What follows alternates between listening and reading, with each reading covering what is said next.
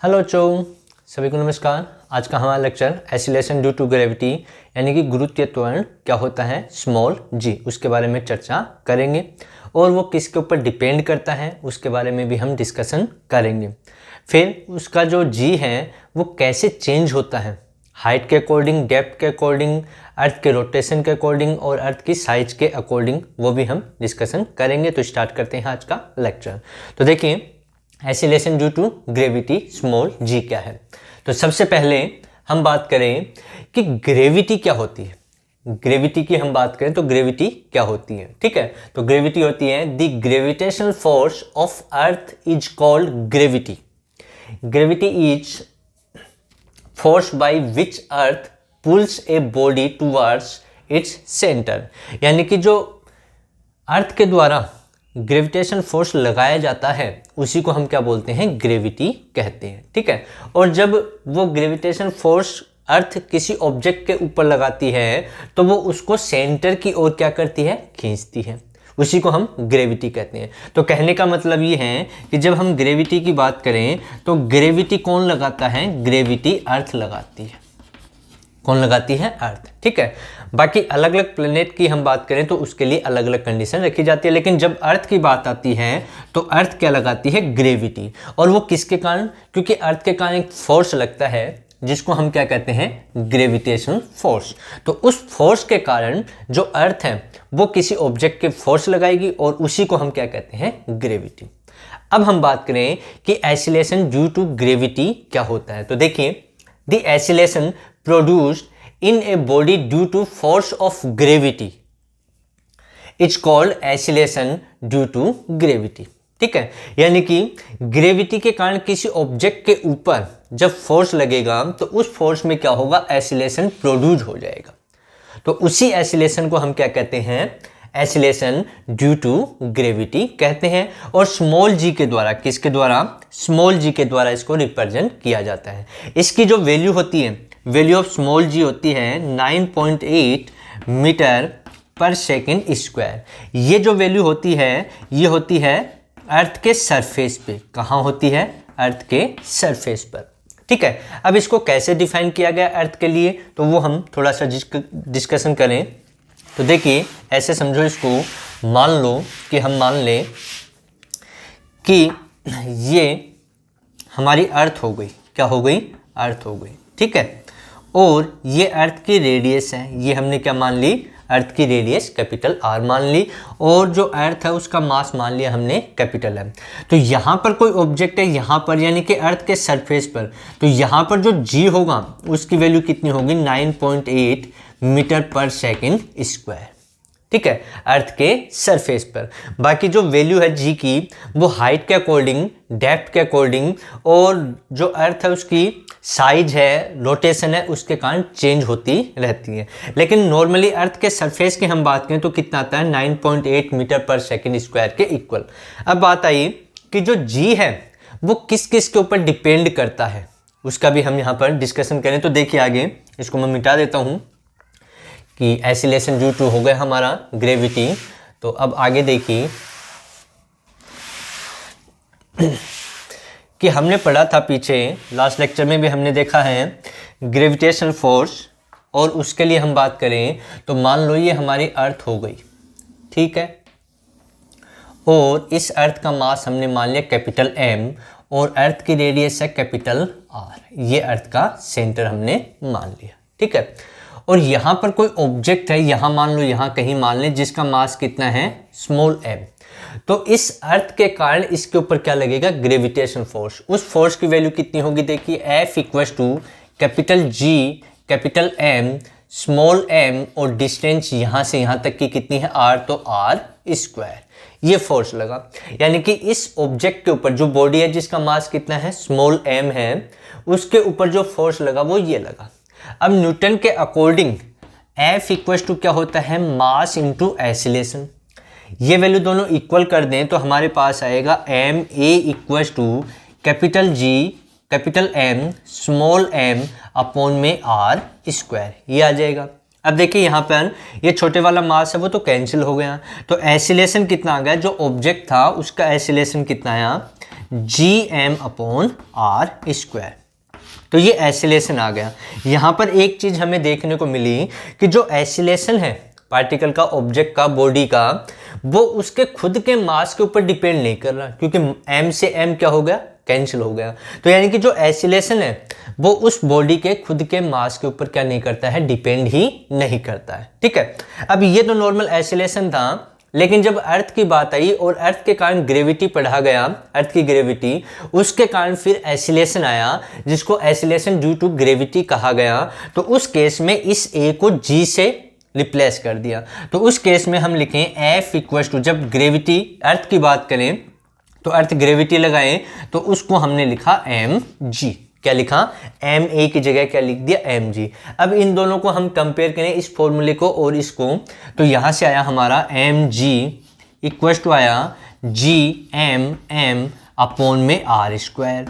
ठीक है, तो ये इससे क्या हो गया, कैंसिल। तो जी की वैल्यू देखिए क्या आई, जी आया हमारा जी कैपिटल एम अपॉन में आर स्क्वायर।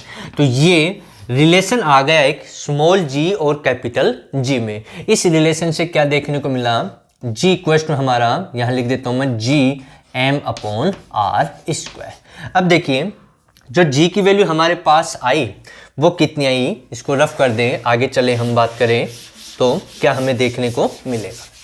तो देखिए बच्चों, यहाँ से हमारे पास एक रिलेशन आ चुका है कि स्मॉल जी, जो स्मॉल जी है वो क्या है, G M upon R square.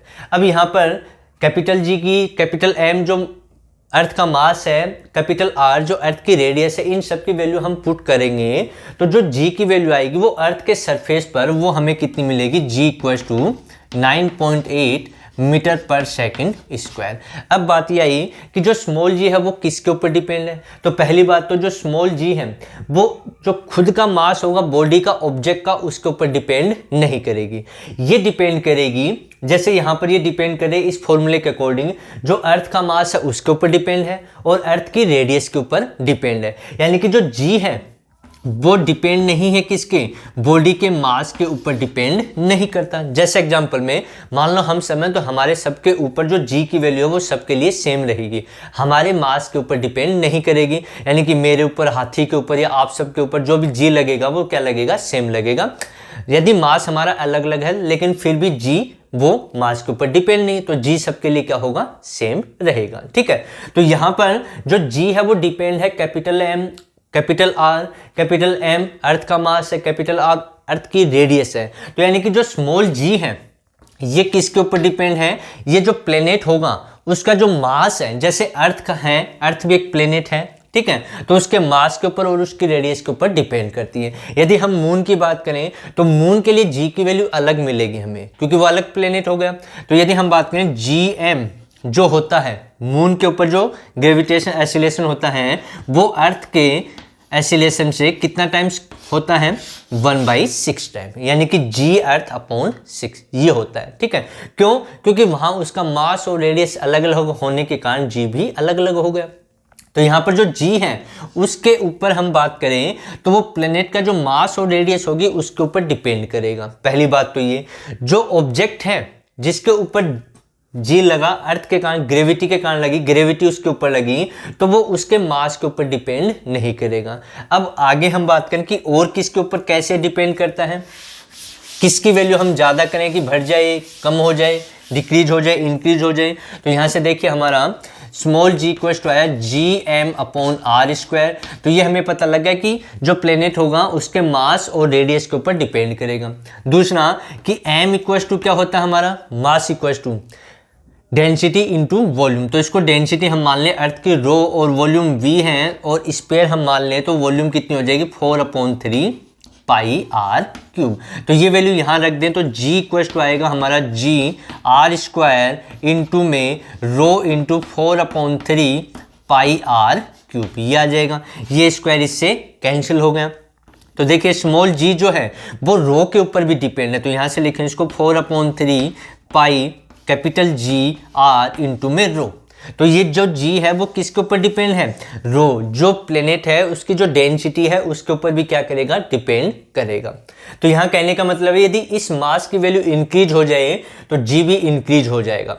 जो प्लेनेट का मास है वो यदि इंक्रीज हम कर देंगे तो जो स्मॉल g है उसकी वैल्यू इंक्रीज हो जाएगी। यदि हम r को इंक्रीज कर दें तो g क्या हो जाएगा, डिक्रीज हो जाएगा। तो इस प्रकार से जो g है वो उस प्लेनेट के मास रेडियस के ऊपर डिपेंड है और उसकी डेंसिटी के ऊपर भी क्या करता है, डिपेंड करता है। अब कैसे, जैसे एग्जांपल में देखिए कि हम एक एग्जांपल लें कि मास अलग अलग हो और कैसे g की वैल्यू चेंज होगी।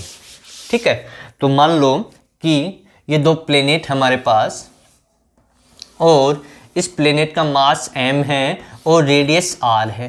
ठीक, और ये दूसरा प्लेनेट है जिसका हमने कहा कि मास तो 2m है और रेडियस कितनी है, r है। ठीक, ये हमने प्लेनेट 1 मान लिया और ये सेकंड मान लिया। तो इसके लिए हमने मान लिया कि जो ग्रेविटेशन आया, एसिलेशन ड्यू टू इसकी ग्रेविटी के कारण जो एसिलेशन आया वो क्या है, g1, और इसके लिए हमने कहा कितना है, g2। तो g1 की वैल्यू कितनी आएगी, इसके लिए देखिए जो कैपिटल G है वो तो चेंज होने वाला नहीं है, तो ये आएगा कैपिटल G, मास है m, रेडियस r, तो r², ये आ गया। इसकी हम बात करें तो इसके लिए g2 कितना आएगा, देखिए मास कितना है 2m, मास हो गया 2m। ठीक है, कैपिटल G आ ही जाएगा, कैपिटल G और रेडियस r है तो r का स्क्वायर। अब इसकी और इसकी हम कंपेयर करें इन दोनों को तो यहाँ से देखिए g2 अपॉन g1 कितना आएगा हमारा, g2 की वैल्यू है 2m कैपिटल G अपॉन में r², अपॉन में यहाँ क्या हमारे पास कैपिटल GM अपॉन r²। ठीक है, अब ये GM इससे कैंसिल हो गया, r² इससे कैंसिल हो गया, तो G2 upon G1 equals to हमारे पास बच गया 2। तो यानी कि G2 कितना हो गया, 2 टाइम्स ऑफ G1, यानी कि इसका ये जो ग्रेविटेशन एसिलेशन होगा, ठीक है, एसिलेशन ड्यू टू ग्रेविटी तो अर्थ के लिए लेंगे, लेकिन कोई भी प्लैनेट हो तो उसके लिए जो एसिलेशन आएगा G2 वो इसका कितना टाइम्स है, यहाँ से देखें 2 टाइम्स हो गया। क्यों हुआ, क्योंकि इसका मास वो इसका कितना टाइम्स है, 2 टाइम्स है। तो मास इंक्रीज होने से यहाँ पर फॉर्मूला भी था हमारा कि स्मॉल g इक्वल टू था GM अपॉन r²। तो हमने कहा कि यदि प्लेनेट का मास इंक्रीज हो जाएगा, ये इंक्रीज हम कर दें तो g भी क्या हो जाएगा, इंक्रीज हो जाएगा। ऐसे यदि हम रेडियस है उसको चेंज कर दें, ये r रख दें, r/2 रख दें या 2r कर दें, तो उस केस में भी g चेंज हो जाएगा। तो इस प्रकार से जो स्मॉल g है वो किसके ऊपर डिपेंड है, जो प्लेनेट हम ले रहे हैं उसका जो मास है, रेडियस है, डेंसिटी है, उसके ऊपर क्या करता है, डिपेंड करता है। अब हम बात करें कि जो g है उसमें वेरिएशन कैसे होता है। ठीक है, हाइट के अकॉर्डिंग क्या चेंजेज आता है, डेप्थ के अकॉर्डिंग क्या चेंज आता है, और अर्थ की शेप के कारण, रोटेशन के कारण उसमें क्या चेंजेज आता है, उसकी यहाँ पर हम डिस्कशन करेंगे, चर्चा करेंगे, और रिजल्ट क्या हमें देखने को मिलेगा देखते हैं। तो देखिए वेरिएशन इन G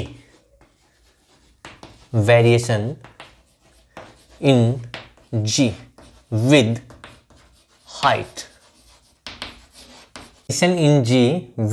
हाइट, ठीक है, हाइट के अकॉर्डिंग G में क्या वेरिएशन होगा उसका हम डिस्कशन कर रहे थे। तो देखिए मान लो कि ये अर्थ हो गई हमारी, क्या हो गई, अर्थ मान लिया हमने, और ये इसकी रेडियस हमने मान ली, अर्थ की रेडियस, और मास कितना अर्थ का, कैपिटल M, ये सेंटर हो गया। तो यहां पर यदि हम बात करें कि अर्थ के सरफेस के ऊपर जो G है वो कितना होगा, एसिलेशन ड्यू टू ग्रेविटी, उसको हमने मान लिया G, कितना मान लिया, G मान लिया कि ये कहां पर है, ये अर्थ के सरफेस पे है। ठीक है, अब यहां से मान लो कि ये हमने हाइट मान ली कोई, यहां से ये हमने यहां से यहां तक का हाइट h है, कितनी हाइट है, स्मॉल h हमने मान ली, और यहाँ पर कोई ऑब्जेक्ट है जिसका मास है स्मॉल a, जो पॉइंट A पर हम मान लें, कहाँ मान लें, पॉइंट A पर। ठीक है, तो यहाँ पर हमें बताना है कि इस हाइट के ऊपर, ये जो हाइट है अर्थ के सरफेस से h, तो h हाइट के ऊपर जो एसिलेशन होगा ड्यू टू ग्रेविटी वो कितना होगा। तो यहाँ पर हमने कहा, मान लिया कि यहाँ पर जो एसिलेशन है वो हमारे पास GH है, जो हाइट के अकॉर्डिंग हमने, तो यहाँ पर तो सरफेस हो गया और ये h रिप्रेजेंट कर रहा है हाइट के लिए, यानी कि ये जो एसिलेशन है वो अर्थ के सरफेस पे है और ये कहाँ पर है, अर्थ से h हाइट, उसके सरफेस से h हाइट के ऊपर ये है, जिसको हमने GH मान लिया, सपोज कर लिया। अब हमें GH निकालना है, GH है वो इस G का कितना टाइम्स है, ठीक है, वो हमें यहाँ पर देखना है। तो देखिए यहाँ से और यहाँ तक की हम बात करें तो टोटल हाइट कितनी हो गई, टोटल हाइट हो गई, ये तो हो गई यहाँ से यहाँ तक की R हो गई और ये H है, तो टोटल कितनी हो गई R प्लस H, क्या हो गई R प्लस H। अब हमें रिलेशन पता, देखिए रिलेशन क्या था, small g equals to GM upon में R स्क्वायर, ये रिलेशन था। और ये जो वैल्यू हमने पढ़ी थी, अभी पढ़ी हमने, ठीक है, डिस्कशन किया था इसके बारे में, ये जो वैल्यू थी वो हमें कहाँ मिली थी, वो अर्थ के सरफेस पे। तो g इक्वल्स टू लिखा जा सकता है capital G capital M upon R square, ये तो वैल्यू आ गई हमारी अर्थ के सरफेस पे, ठीक है। अब h हाइट पर, यानी कि यहाँ से यहाँ तक की हाइट h है, तो यहाँ पर हमने कितना मान रखा GH, तो GH कितना आएगा, तो GH आएगा हमारा capital G capital M upon, तो यहाँ से यहाँ तक की हाइट कितनी है, डिस्टेंस कितनी है टोटल R प्लस H, तो आ जाएगा R प्लस H का होल स्क्वायर, ये आ गया हमारा इक्वेशन 2, ठीक है। ये तो हमारे पास वैल्यू है वो सरफेस पे है और ये कहाँ पर है, ये H हाइट के ऊपर। अब दोनों का रेशियो हम निकालें तो GH अपॉन में G इक्वल्स टू कितना आएगा, तो GH कितना हमारा, देखें यहाँ से रखें वैल्यू, GM अपॉन में R प्लस H का होल स्क्वायर अपॉन G कितना है, G की वैल्यू ये रही capital G capital M upon में R स्क्वायर, ये आ गया, ठीक है। अब देखिए ये R स्क्वायर यहाँ मल्टीपल में आ जाएगा और ये R प्लस H का होल स्क्वायर है वो इसके मल्टीपल में आ जाएगा, तो हमारे पास आएगा GH अपॉन में G equals to GM R square upon में GM R प्लस H का होल स्क्वायर, ये आ गया, ठीक है। देखिए यहाँ से ये डिवाइड में आ गया और ये कहाँ चला जाएगा, मल्टीपल में, G से G गया, M से M गया, तो हमारे पास बचा GH अपॉन में G इक्वल्स टू, ये आ गया R स्क्वायर और ये हो गया R प्लस H का होल स्क्वायर, ठीक है यहाँ तक। अब देखिए यदि मैं इसमें से R कॉमन ले लूँ तो यहाँ पर स्क्वायर है, तो बाहर क्या आ जाएगा, R स्क्वायर आ जाएगा, तो कॉमन ले तो क्या आएगा हमारा, तो यहाँ लिख देता हूँ GH अपॉन में G इक्वल्स टू, ऊपर तो है R स्क्वायर और डिवाइड में क्या है, R कॉमन ले तो आप बाहर आ जाएगा ब्रैकेट के R स्क्वायर, तो यहाँ तो बच गया 1 प्लस, तो 1 प्लस और R कॉमन लिया तो R इसमें डिवाइड हो जाएगा, तो H अपॉन R का होल स्क्वायर, ये आ गया, ठीक। अब देखिए ये R स्क्वायर इस R स्क्वायर से कैंसिल हो गया, तो GH upon G equals to कितना आया हमारे पास, ये आया 1 upon 1 plus H upon R का होल स्क्वायर, ये आ गया, ठीक है। तो ये जो G है इधर मल्टीपल कर दें तो GH की वैल्यू हमारे पास आ जाएगी, किसकी वैल्यू आ जाएगी, GH की वैल्यू हमारे पास आ जाएगी। तो मैं इसको मिटा देता हूं और इधर हम सोल्व करते हैं और देखते हैं क्या रिजल्ट आ रहा है।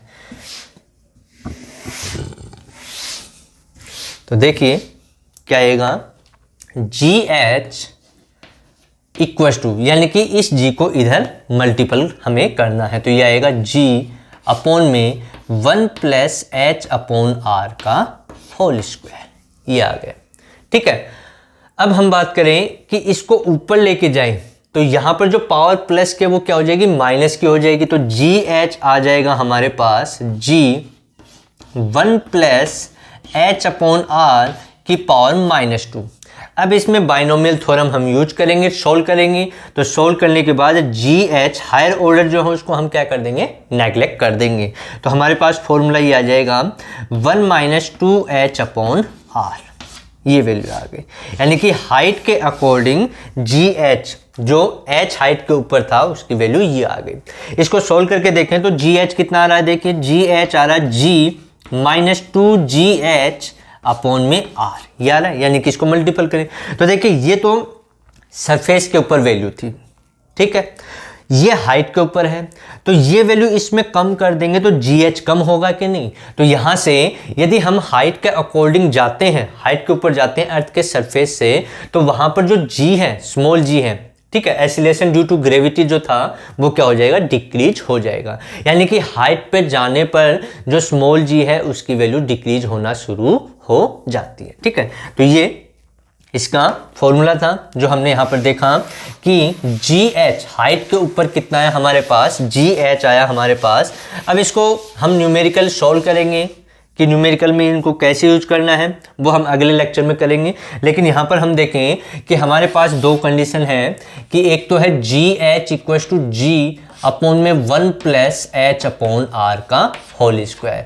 इसको कब यूज करना है, कैसे यूज करना है न्यूमेरिकल में, और ये दूसरी वैल्यू ये आई हमारे पास GH equal to G 1 minus 2H upon में R। इसको कैसे यूज करना है न्यूमेरिकल में, इन दोनों को हम अगले लेक्चर में करेंगे। न्यूमेरिकल जब करेंगे उसमें हम यहाँ पर पढ़ेंगे कैसे यूज करते हैं।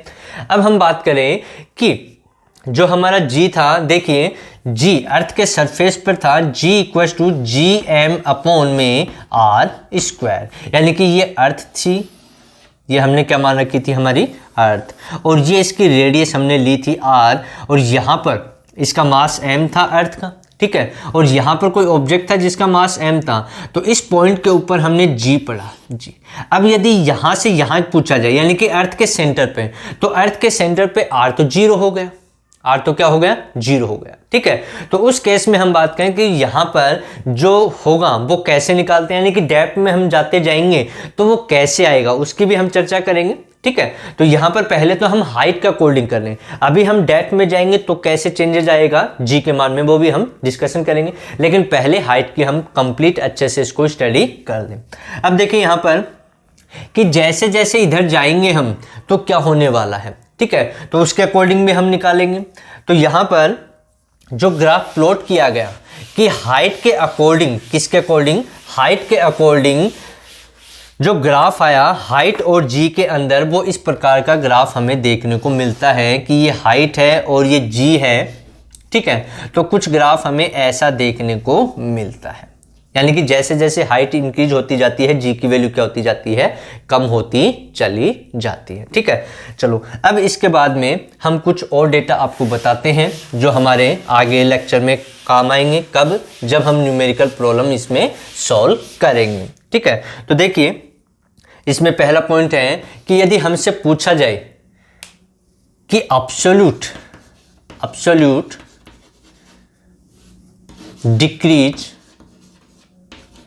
डिक्रीजेज कब होगा, ठीक है, G में, तो इसको रिप्रेजेंट किया जाता है GH माइनस G से। किससे रिप्रेजेंट करते हैं, GH माइनस G।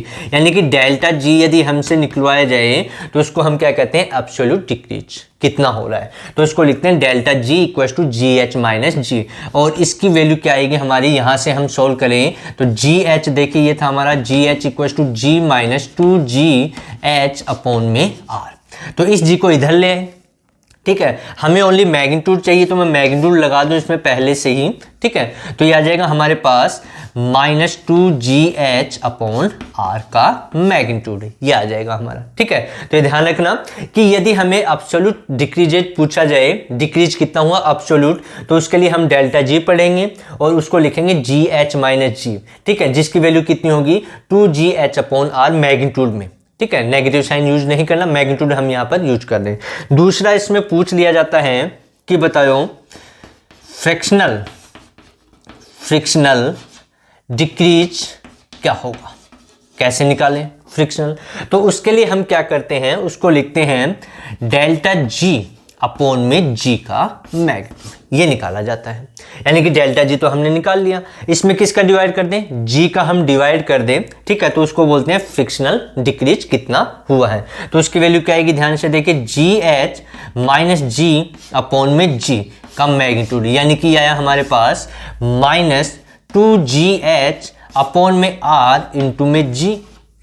ये तो जी का हमने डिवाइड कर रखा है, तो जी से जी क्या हो जाएगा, कैंसिल, यानी कि आया हमारे पास 2h अपॉन में आर, माइनस साइन है, माइनस प्लस हो जाएगा इसमें। ठीक, तो एक तो एब्सोल्यूट डिक्रीज कितना होता है उसके लिए ये फॉर्मूला यूज करना है। फ्रिक्शनल डिक्रीज यदि पूछा जाता है तो इस फॉर्मूले का हमें यूज करना है। तीसरा है परसेंटेज डिक्रीज कितना हुआ, जी की जो वैल्यू है वो परसेंटेज में कितनी डिक्रीज हुई। ये तो एब्सोल्यूट डिक्रीज है, ये फ्रिक्शनल डिक्रीज, यदि हम जी की वैल्यू फ्रिक्शनल कितनी डिक्रीज हुई तब यूज करना है। अब परसेंटेज के लिए हम बात करें, तीसरा जो पॉइंट है कि परसेंटेज डिक्रीज कितना हुआ जी में, तो उसके लिए हम क्या करते हैं, जो ये वैल्यू आई है इसको 100% से मल्टीपल कर देते हैं। तो यहाँ से लिखा जाएगा डेल्टा जी अपॉन में जी इंटू में 100%, यानी कि ये किसके इक्वल आ जाएगा, ये आ जाएगा -2h अपॉन आर इंटू में 100%। तो ये परसेंटेज के लिए पूछा जाए तब यूज करना है, यदि एब्सोल्यूट के लिए पूछा जाए तो ये यूज करना है, और फ्रिक्शनल के लिए पूछा जाए तो इस फॉर्मूले का हमें यूज करना है। तो इसी के बेस पे हम न्यूमेरिकल प्रॉब्लम सॉल्व करेंगे, जिससे हमें और अच्छे से समझ में आ जाएगा। तो प्यारे बच्चों, आज का लेक्चर हमारा यहीं तक का था, जिसमें हमने variation in G with height किया, जिसमें हमने एसिलेशन ड्यू टू ग्रेविटी पढ़ा। हमने पढ़ा कि जो acceleration due to gravity small g है वो किसके ऊपर डिपेंड करता है, कैसे डिपेंड करता है, क्या इसकी यूनिट है, ठीक है, और हाइट पर जाने पर इसकी वैल्यू कैसे डिक्रीज होती जाती है। ठीक है, तो इस प्रकार से अब अगला जो लेक्चर होगा हमारा, उसमें हम पढ़ेंगे variation in G with depth, यानी कि डेप्थ के अंदर जाएंगे हम, रोटेशन के कारण और अर्थ की शेप के कारण जी में क्या वेरिएशन होने वाला है वो हम अगले लेक्चर में पढ़ेंगे। तो सभी पढ़ते रहें, सभी को मेरी तरफ से बेस्ट ऑफ लक।